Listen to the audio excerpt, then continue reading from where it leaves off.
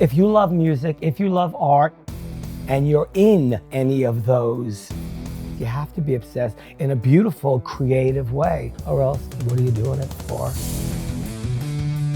I was really good at my job, and I did help sell records for big companies. I heard Kill 'Em All, and that totally blew my mind and changed my world. And you knew something big was gonna happen with this group. All these artists you worked with still have nice things to say about you. You know, like all the members of Metallica, Cyndi Lauper as well, Johnny Rotten's in there, all these people. So I always used to get in trouble at the record companies because I never stood up for the record companies, I always stood up for the artists. Music was my life, so I followed that road. Tell me about the substances in the 80s. There was a crazy mix of that, gay, rock and roll, and then we all found out about this disease that was starting to kill our brothers and sisters. And my doctor told me, you know, you're positive. Oh, it was the worst day of my life. It was even bad when I had to tell my mother. Drugs and alcohol kill. That's why I just don't do it anymore. I love waking up with a clear head. You know, when you show up, you become a responsible person. And people can now really trust you because I'm here to serve and help others. And when you do that, that's such a satisfying feeling in your soul.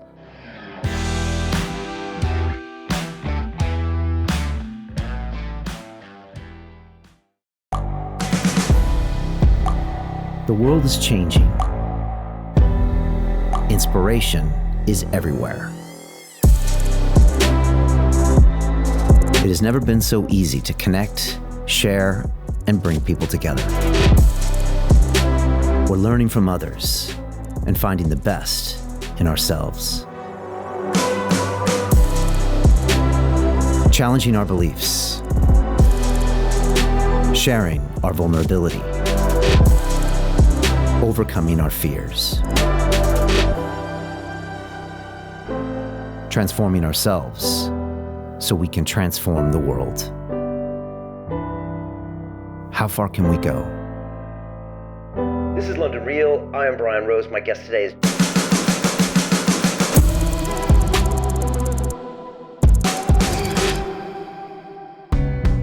I first met Michael Alago when I was in New York City last year filming my movie Iron Mine with John Joseph.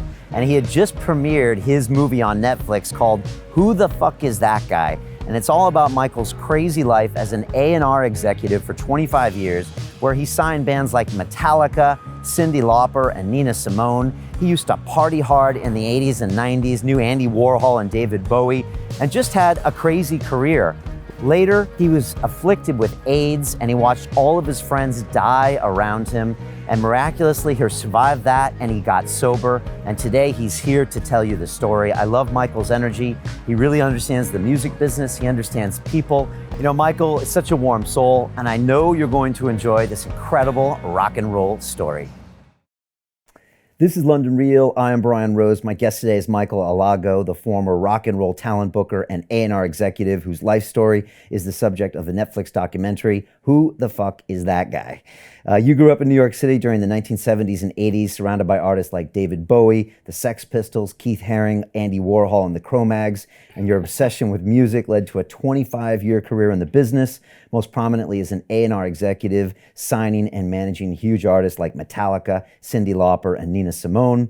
After surviving both substance abuse and contracting AIDS, you came out the other side clean, sober, and healthy. Michael, welcome to London Real. Thank you so much. It's so nice to be here. Great to have you here. You know, before you get started, what's it like coming to London? And also, from the music side, what did London always kind of mean to you growing up and being? Well, you know, as a young teenager, because I was listening to punk rock, and I knew there was a scene here as well. So I guess my first trip here was in '77, and I would go to the Marquee Club and the 100 Club, and I would see bands like Gene Loves Jezebel and The Exploited. And so from day one, when I graduated high school, I would visit here maybe every other year. You know, as years went by, I was working every day, so I didn't come abroad too often.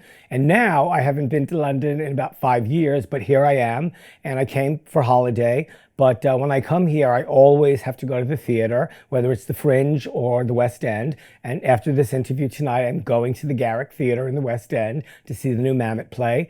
And been going to art galleries while I'm here. Checked out Pure Evil Gallery, which I love, bought a piece from them. And that's it. What's a kid doing straight out of high school in the late 70s flying to London? I mean, that's kind of rare. You know, very rare. I don't even know where I got the money. I guess my mother gave me the money to do that. She was always very supportive of me because she knew that, I always say this, coming out of the womb, I loved music. I didn't have a plan B. I knew I wanted to be in the music business, but at 14, what does that mean? I don't know what that means, but you know, I'd watch all of these television shows on TV, and you know, Dick Clark's American Bandstand, Don Kirshner's In Concert, Don Cornelius's Soul Train, and all of that, the variety of music that I was listening to informed my listening, and I thought, you know what, I have to do something, but I didn't know what that was. If you want me to continue, we can fast forward. I'm 19 years old. I'm in the East Village walking down the street. I see a beautiful Art Deco building, and it says, there's a white piece of paper on the door, and it says Video Club opening. Now it's 1980. MTV has just started, and I walked into this gorgeous building, which was going to be a rock club, video club, and there was a gentleman in the balcony, and he's like, "Kid, we're not even open yet. What do you want?" And I was like, "I want to work in this place." And he said, "Well, do you have a resume?" I said, "No, I don't have a resume. I go to the School of Visual Arts. I work in a pharmacy down the block." Well, he thought that was hilarious. I have no idea why, but he did. And I went up to his office. His name was Jerry Brandt, and he was an entrepreneur. In the 60s, he opened up the Electric Circus in the East Village. And then he became the music director at what was going to be the Ritz in the East Village on 11th Street. We started talking about all types of music, from the big band era to present day pop music. And you knew it all. I did. And why music? Well, why do you think it was? I don't know. Like I said, I had no plan B, and I don't know what else is there but music. As I've grown older, I know there's art and theater, but it's music. It's just one of those things that fills your heart, and you just always want to be a part of it. What is music? I know that's a weird question for me to ask, but like, you know, when you think about it in its pure form as an art. Well, like storytelling, and if you're any good, you're telling a great story that people can relate to. So whether you're Bruce Springsteen or Tracy Chapman, you know, or even the Sex Pistols, there's a story in there somewhere. And if you love Bruce or Rotten, there's a story in there that you're connecting with. So in some shape, way, or form, all these people are storytellers. And that's what gets to me all the time, the story. Yeah. And it's like when I make records, I always tell the artist, we have to take the audience on a journey. And that journey is that this record should have a beginning, a middle, and an end. And when it has that, for me personally, I just get a satisfaction out of that. And I want to get into more details of your story, but what is the music business then? Well, no, it just... I'd rather talk about the music business then than now. Well, yeah, but please, go ahead. I know, but I guess, you know, you have music, and I think you just did a great way of summarizing it, but then you have the music business. Oh, of course. And you were a big part of that. And I had to be. You had to be, yeah. Remember, the A&R department stands for Artist and Repertoire, and the A&R department is the most important department at a record company. And I don't say that for ego purposes. It is because if the A&R executive, which there are many in a department, don't come up with best-selling records, you lose your job. So, you know, our chairman at Elektra, his name was Bob Krasnow, he was genius and fabulous, and he let his A&R people do what they want. And it was like sink or swim, and I was gonna swim. And I swam for 25 years. So he said, "Go bring me hits." No. For him, if I said that, he would think that was a bit crass. But, you know, he wanted artists that would sell and that hopefully the world would know about. Sometimes, not everything sells, Sometimes when you sign an artist, you, of course, hoping for the best. But if you have any kind of faith in them, sometimes you hang on to them for another record and hope by the experience of making that record with the artist, talking to them about how we can better that for the second record, and hope that that sells. And after a while, excuse me, with artists, if they don't sell, you just kind of have to let them go. Because, when you work for a place like Time Warner, it's about the bottom line. Yeah. For me, it's not about the bottom line. I just want to make art. And but for them, that's what it is. And I'm not sure if I answered your question I think correctly. you did. One thing I always think about is like the struggle between artists and patrons has been around since the beginning of time and will be around till the end of time. Oh, of course. And if you see the documentaries about like the Eagles or about Jimmy Iovine recently, it's always a point where the artist is saying, okay, where's my money? And then the producer is saying, but I'm here to look out for you. And there always seems to be this tension. And I guess there always will be. Well, for me, I always used to get in trouble at the record companies because I never stood up for the record companies. I always stood up for the artists. And, it's still the artist that gets paid last, It's like the record company gets paid, the producer gets paid, the recording studio gets paid, and then the artist has to hope they've sold a lot of enough records that they're going to finally see a dollar. That's, not really a dollar, but you know what I mean. Finally see some money. And you were always on their side. Always, yes. And how do you keep your job when you're on their side? I was really good at my job, and I did help sell records for big companies. So I was fun, I was smart, I knew about a lot of things. I'm still smart, and I know about a lot of things. But, I just knew about a variety of types. So, for instance, Krasnow loved the idea that I was signing Metallica. He didn't understand it, but he knew from what was happening in the metal underground and being a listener and listening to what I was talking about. He said, let's do it. And, at that point in time when I signed them, the metal underground, they were like the talk of the town. And you knew something big was, I knew from the get-go, you could feel something big was going to happen with this group. All four of the young men were wildly charismatic, and which makes a difference. Oh, honey, you can't be up there and be a wallflower. You have to sock it to the people, and when you do that and they feel it and they respond, there's something going on there. So, Bob liked that I knew about everything from Metallica. He knew at some point I wanted to bring John Lydon from Public Image Limited to the company.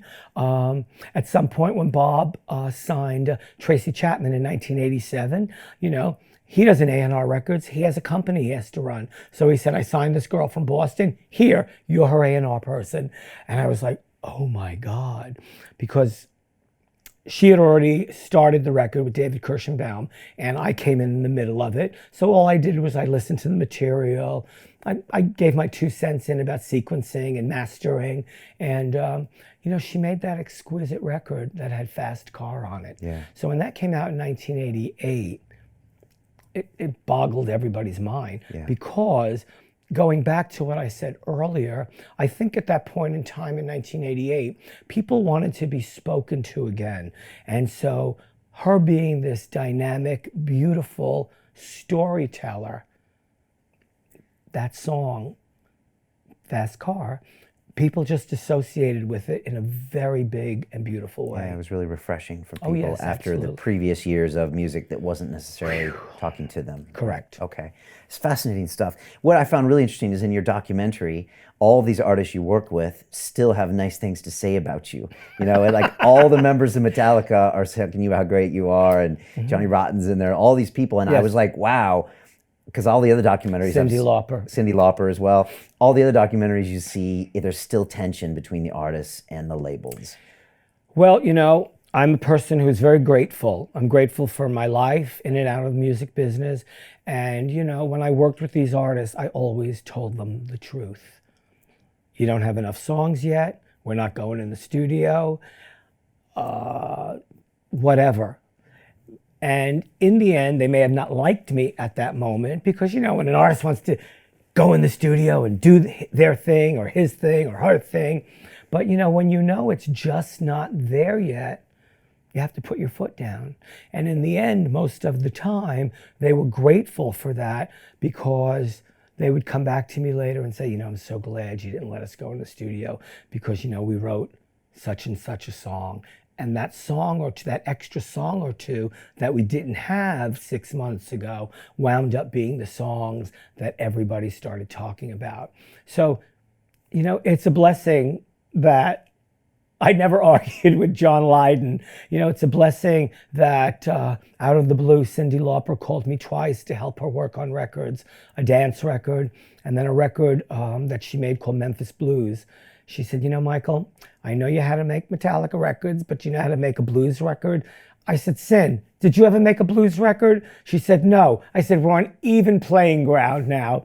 So, we just listened to tons of blues recordings, and we both knew that these songs have to come from a woman's point of view, and we wanted to go down to Memphis, and we did, and we had a spectacular time. We made an extraordinary record with a producer named Scott Bomar. We soaked up the vibes of Memphis, and when we came home... And that's in the music. You can feel it. Oh, absolutely. Okay. Well, never mind that Scott Bomar was in touch with all of Al Green's band, all of Isaac Hayes' band. So those people don't play around. Those studio musicians are the real thing. Right. And we got all those people, right, including other people like Johnny Lang, who's a fabulous guitar player, Charlie Musselwhite, who's an extraordinary harmonica player, this singer that Cindi loved, and we all love her, named Ann Peebles. In the 70s, she had a song called I Can't Stand the Rain. And Cindi asked Scott, oh, I love Ann Peebles. He said, I'll call her. She lives around the corner. So everything fell into sync like that. So we knew we were doing the right thing. When we were done, we brought it back to New York. We listened to it. We loved it. And when the Grammy Award nominations came up, we were nominated for Best Contemporary Blues Album. We didn't win, but that's okay, because we knew we were acknowledged by her peers, my peers, and that we did a great job. That's a powerful story. Yeah. Look, I do want to get into your upbringing, but since you mentioned... I'm sorry, sometimes I go off on these tangents. Good. But you mentioned Metallica, and I kind of want to hear that story. Also, this is before the internet and social media. Yes. And so when you have a feeling for something, like, I'm just curious how you feel that, because from looking at all the pictures in the movie, you were out. I was out every single night. Every single night. I had two assistants at some point in time, Tony and Keith. And like you said, there was no internet. So I would get all the music newspapers from my favorite cities across the United States and Canada, and sometimes London, you know, like Terrorizer and Kerrang! And but like I said, in all my favorite cities in the States, San Francisco, Los Angeles, Dallas, Austin, Boston, New York City, Detroit, and we would get all these publications and cut out articles on new upcoming artists that were on independent labels that maybe didn't know they needed major distribution. And like I said, back then in the early 80s, there was a club to go to every single night of the week. And that was my job, so I did it. In New York City? In New York City, but if I got a cassette of some artist and I needed to go to, Detroit. Dallas, Detroit, a lot. I've been to Dallas a lot, so we'll say Dallas. I would travel just to see what they were like, because you know you can get a cassette and something could be good, and that goodness, you hear something, but you know things can't be good when you sign them. It has to be great, because there are a lot of people out there who are good, but good don't cut it. You got to be great, and you have to be great live, especially back then. Oh, absolutely. Maybe not as much today. It probably still matters. But back then. I think for me it always matters, because if you don't radiate something, this thing called charisma, then what do you got up there? Boredom, maybe. Or you could tell a story, but you don't tell it very good, but you happen to make a really good record. So sometimes things differ, you know, in the translation. You know, with somebody like Metallica, they made a record back in the day called Kill 'Em All. It was over the top. It was fast, it was furious, and there was nothing else like it out in the day. Now, 35 years later, they are a totally different animal.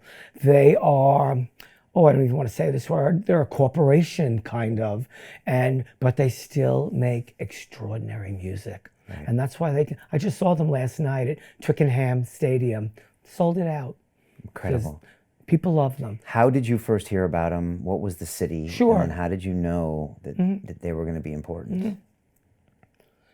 There was a little label called Megaforce Records in New Jersey, run by Johnny Z and his wife Marcia. They had put out a couple of independent records. The three that they wanted me to hear, because I worked at a major label and they needed major distribution, was Raven, Anthrax, and Metallica. I listened to all three of the records. Johnny Z thought Raven were going to be the biggest band in the whole world. I gave them $5,000. They gave me back 5 songs. They were effing great. But the problem was I heard Kill 'Em All. And that totally blew my mind and changed my world. And that was the album they had recorded on this independent label. That is correct. And what year is this? They might have recorded in 82, but I started at Elektra in 83. Okay. Now, they were under contract. So I knew that I didn't want to sign those other 2 bands or anything else that was in that stack of very fine records that John sent me, but I had to have Metallica in my life. I knew I had to be very delicate about it because it was about contractual obligations that they had there. And so quietly once on a trip, I went to the Stone in San Francisco. I saw Metallica, but actually saw them previous in Brooklyn at L'Amour, but I wasn't working at a record company yet. So I saw them in 83. I flipped out. I thought James, their singer, was the most charismatic person I've ever seen on stage. Ever. No, there's Bon Scott from AC/DC. I mean, there are those great people, Paul Rodgers from Bad Company, but James is, 21 years old and he's full of piss and vinegar and that hair and those teeth. And, I embarrass him by probably saying half of this, but he's extraordinary. He's an extraordinary animal on the stage. So I knew I had to have these people in my life. I gave Lars my business card and I just went about my business. They didn't call me, I didn't call them. And Lars was the drummer, but he was kind of the business guy. Yeah, yes, right. Indeed. And the scene, what was going on with metal at the time? Oh, it was crazy. We were all going to L'Amour's in Brooklyn, and there were places in Staten Island and New Jersey, Brooklyn, right, which was where L'Amour was. Back in the day, there was a very crazy, important heavy metal scene. It was coming out of the woodwork everywhere, from overseas, from San Francisco, from New York City. But just to fast forward to finish up what you were asking me, I knew I had to have Metallica in my life.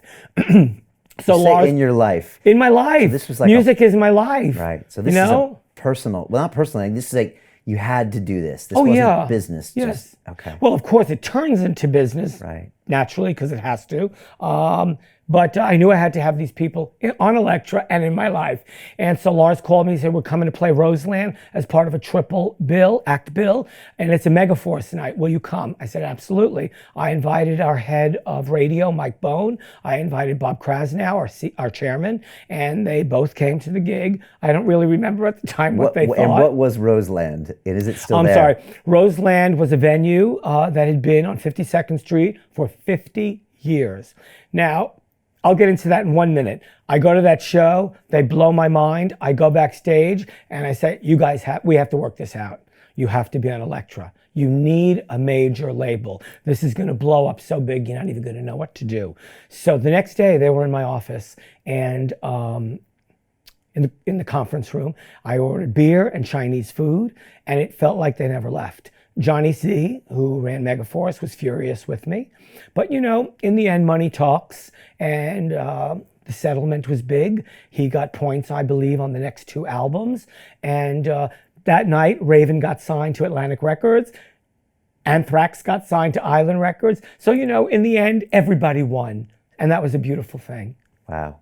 And the Chinese food and the beers, and they I think that helps cinch the deal. Right. But they liked your vibe, and they liked my vibe because that's important, right? Well, yes, and I think maybe I was 2 years older than them. So if I'm 24 and they're 21 and 22, they were like, this is an A&R. They thought an A&R person should look like a suit and tie, Right. but I was anything but that. I was a kid from Brooklyn who managed to get an A&R gig, and I felt like I was going to be great at it. And don't you think this is the second band that I signed is Metallica? And then after that, that changes the landscape of rock and roll. It changed the landscape, what other record companies were looking for. Because they wanted to find their own Metallica. That doesn't happen. But there are versions of heavy metal bands that are extraordinary out there. And the example I always use is Slayer. One of a kind, extraordinary. They don't sound like anybody, and nobody sounds like them. They're a band that I wish I could have worked with, but instead, whenever they're in the tri-state area, I never miss a show. And so your sign to Metallica helped a lot of other metal bands. Well, it helped a lot of other metal bands, Okay. and what it also did was a lot of A&R people were not afraid to be adventurous in their signings and sign their own version of what they thought was the next big thing. And what was that next 5 years like with Metallica and you? So let's see, it's 84 to 89. Okay, well, it blew up. They were the talk of the town. Not only were they the talk of the town, they were selling out gigs everywhere. Fast forward a little bit, it's 1986, and Sharon and Ozzy Osbourne had seen Metallica, and they wanted them to open up the Ozzy tour in the United States. And they did. And they were playing now, because of Ozzy, 20,000 seat places like Madison Square Garden in New York City. By September of '86, when they were on tour in Europe, that's when things went bad. Because whether our viewers know or not,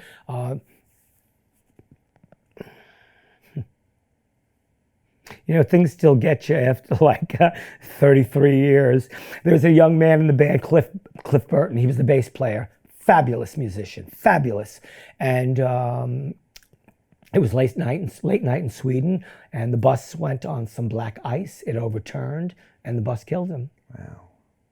Can you imagine what that's like to 21-year-olds who lost their brother, their fellow musician, and they're riding high. They're the talk. Everybody wants to see Metallica. Everybody wants to find their Metallica. But what happens is he dies. The next day, everybody's on their way back home to San Francisco. I fly out to San Francisco a day or two later, and there was a funeral, a burial, and even other bands felt their hearts were so heavy because everybody loved Cliff. It's extraordinary. Wow. Took a moment or two. They didn't know if they wanted to go on or just whatever. But it was, I don't think young people like that had ever experienced mourning that deep. It's like, like I said, a fellow musician, a brother. A band is a family. So that happened. Then I don't know if I'm not great with time sometimes. And about 6 or 8 months later, Lars called and said, we're going to move forward. We've decided. So Brian Slagle from Metal Blade Records and myself both spoke to them about a young man named Jason Newsted. He was also in a band called Flotsam and Jetsam, who I just signed to Elektra. Now, of course, I didn't want to lose him having just signed that band, but I just also had that feeling, you know what? Jason's going to fit into this thing beautifully. And he did. And he was with Metallica about 15 years. Wow. And he was badass. He was also one of those charismatic people on stage that he knew how to wow the people from the stage, and they loved Jason. So as the A&R guy, you're like family, really. I mean, you're... Sometimes you can be, or sometimes you're just a business person to these people. And sometimes if you're a business person, perhaps you're a lot older, and it is a business to the A&R person. But I just always felt like, like I said, I love music so much. I wanted to be involved with all aspects of it. So it always just wound up working out beautifully for me. And I'm grateful for that. Yeah, just to finish with Metallica, how do you describe then up till now? I mean, that's like 40 or 30 years later, like, have they just continued to evolve? Like I said, in 83, 84, and now in 2019, they're a very different animal. I mean, it's so professional, and the musicianship just continued to grow all the time. And, some people talk about them and say, well, those records don't sound like the first 3 records.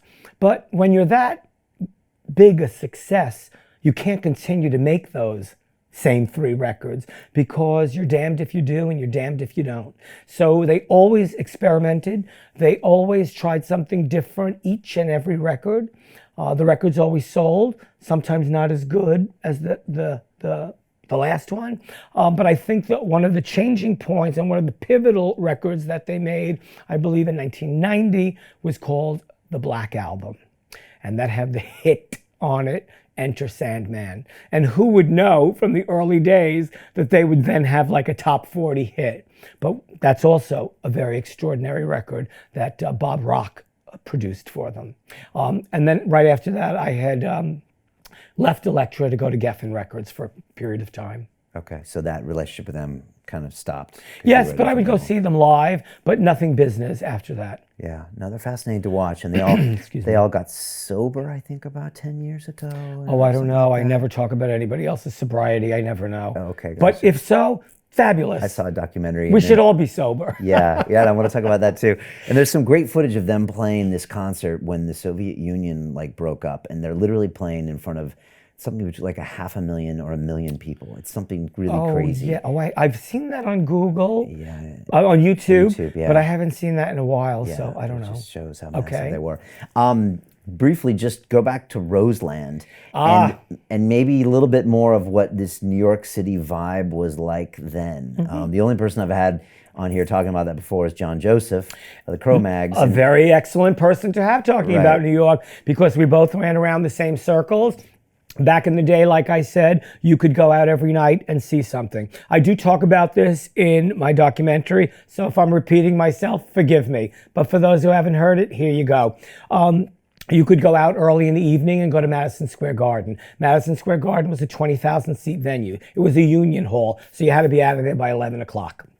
If you knew there was something happening on Avenue A, or at the Cat Club on a Wednesday night, you'd catch the late shows. And you could be out every night of the week, really hearing music. That's how vibrant the scene was. And if you were a little over the top and crazy and had a few drinks or so, you would go to after-hour bars, which were bars that were opened at 4 a.m. And then the next thing you know, you open the door and it's 12 noon the next day. That's how insane New York and myself, that's how insane the whole scene was. And this was late 70s, mid 80s? Well, I started going out in the late 70s when I was underage, but no, I'm talking more about the 80s. Right. Yeah, maybe early 90s. And what was, and yeah, it was a pretty good description. What was the vibe there? I mean, still rough in the East Village. Oh, right? Yes. I did live in the East Village. It was a rough vibe. You would think that bodega on the corner was just a bodega that sold, beer and soda. But of course, you can get cocaine there too. I remember living on East 10th Street in 1981, 82. I was walking down my street one day, and I was looking and I go, wait a minute, what the heck is that in the middle of a street? And it was a car completely turned over on its top that I looked like it blew up the night before, and nobody even bothered, the city of New York or anything, nobody bothered to even pick it up for about 3 weeks. It was just in the middle of the street. Middle of the street. That's how insane the East Village was back in the day. But also, let me quickly, even though you didn't ask, the beauty of the East Village back in the day was there was also a very vibrant art scene that people like Jean-Michel Basquiat, Keith Haring, Richard Hambleton all came out of. And that was kind of extraordinary, because then there were little pockets on side streets in the East Village where all these galleries just started nurturing new talent. And that new talent were some of the 3 names I just mentioned to you. And Keith Haring used to draw in the subway, right? Oh boy, did he ever. On these black places that used to be advertisements, and he used to draw these incredible figures. And yes, that's right. It's just kind of fascinating that the art scene just kind of happened there. Yes, it did kind of happen, and it busted wide open at that point in time because of people like Keith and Jean-Michel. And was it like population density of New York and then like the East Village where people could squat for free? Well, they did squat for free, Right. yes. And is that why it happened there, you know? You know, I don't know how to answer that except to say, you know, New York has always been a creative city and everything is cyclical. And I think it was just the time when those three young people were coming up that's like, wow, we haven't had this kind of excitement for such a long time. So there it is. Yeah. And so the art with the music made a difference because all these different kinds of creative juices are flowing and people are thinking and feeling different ideas. And it's an exciting time and everyone's pushing the envelope on everything. One would hope. One would hope. How does music cross over to like art and theater, and are they mixed? Because you've seen all sometimes, let's see. I don't know how much music crosses over into theater unless you're a band that has a song that perhaps the theater director wants to use in the Broadway or off-Broadway piece. You know, there's art when you put an album cover together. So I don't know. And then like Blue Man Group was right in the East Village Well, too. forget about Blue Man Group. They're still running. I know. Right now. They're in Vegas right now it's as well. crazy. But they're still in the East Village on Lafayette Street over 25 years now. And like, because it's an exciting piece to watch. So when tourists come to New York, it's one of those things to see in New York, and they've survived. It's amazing. But that could only also come from the East Village, right? It was that vibe. Maybe, well, yes. You could be creative and you could do those things. Well, because people in the East Village at that point in time were being very adventurous with what they were saying and painting and doing. And people could squat there, so you could get talent that would just move in.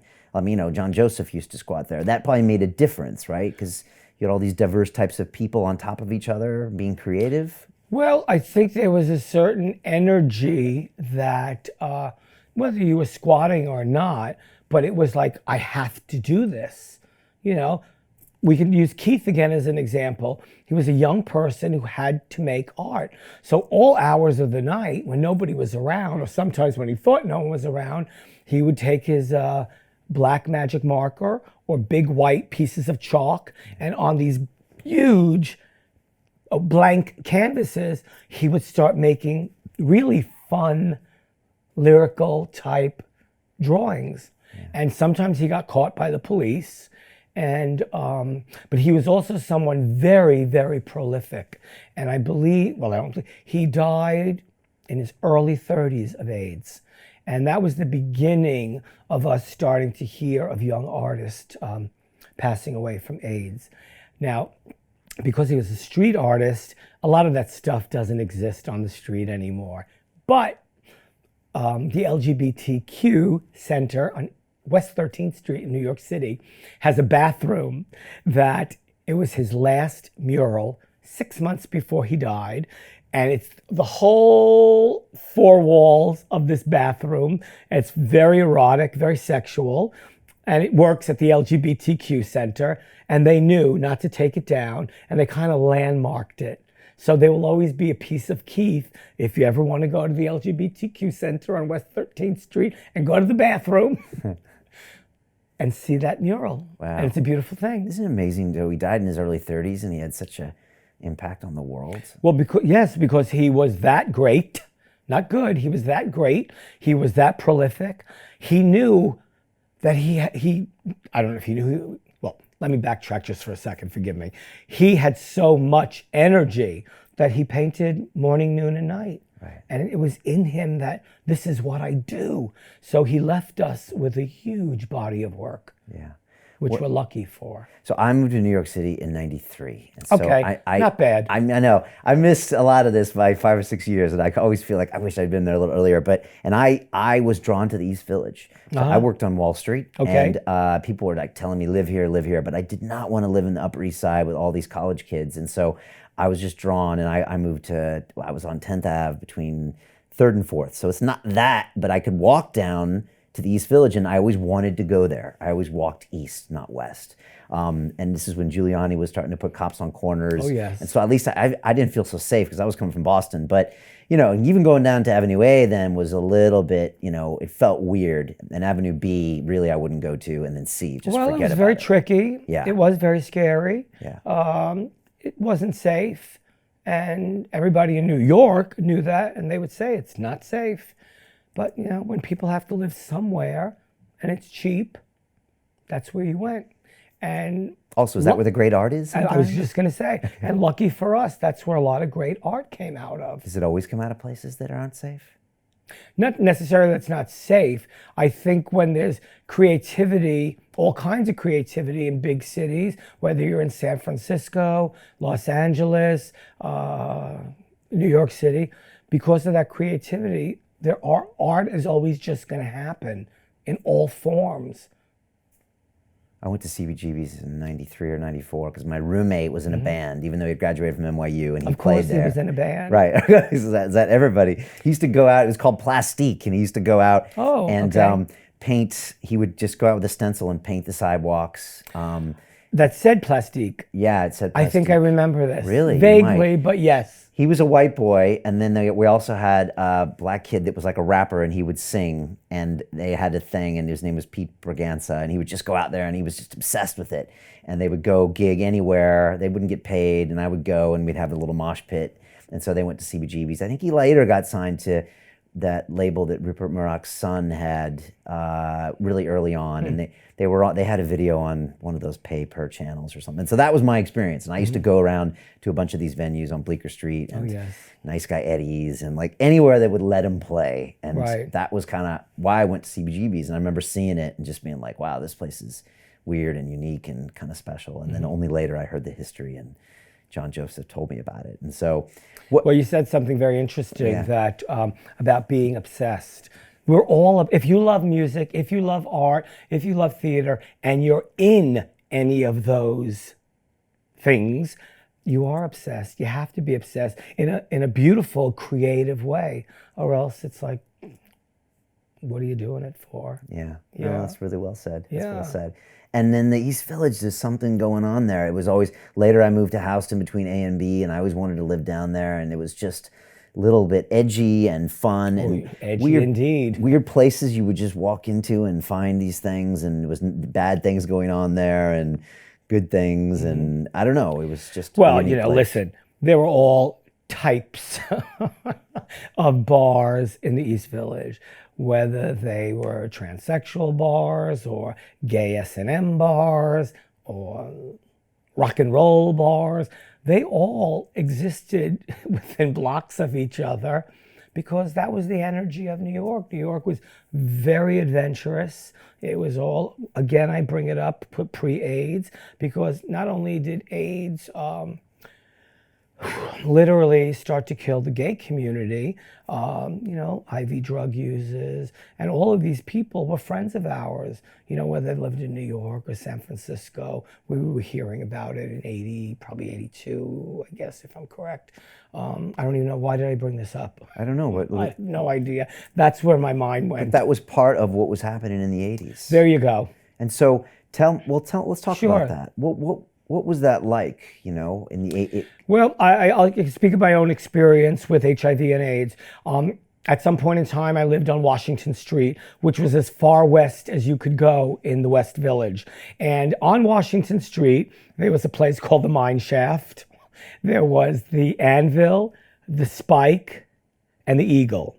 And all of us young, and maybe not so young, gay men would do that walk of shame every night.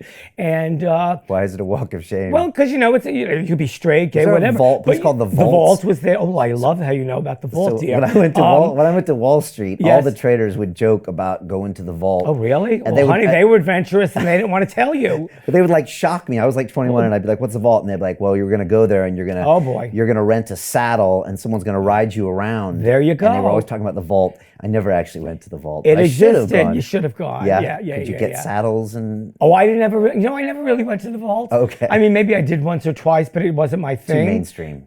No, not even mainstream. No, not at all. But it just wasn't my thing. But so I lived all the way in the West Village there. You know, there was also lots of prostitution going on there with straight women, transsexuals.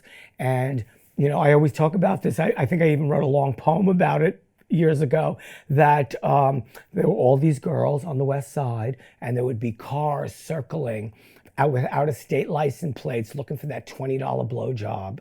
And that's what was going on. So there was a crazy mix of that, gay, rock and roll, that all existed in New York, which was really kind of very exciting, because even Times Square, with all the porn theaters that I visited all the time, it was just an exciting, fabulous time. And then we all found out about this disease that was starting to kill our brothers and sisters.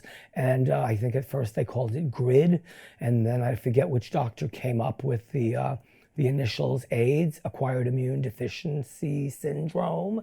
And soon, in the mid-'80s, everything in my area literally was dead. The bars started closing, all the gay men started dying, and it was really a very troubling time. To continue watching the rest of the episode for free, visit our website londonreal.tv or click the link in the description below.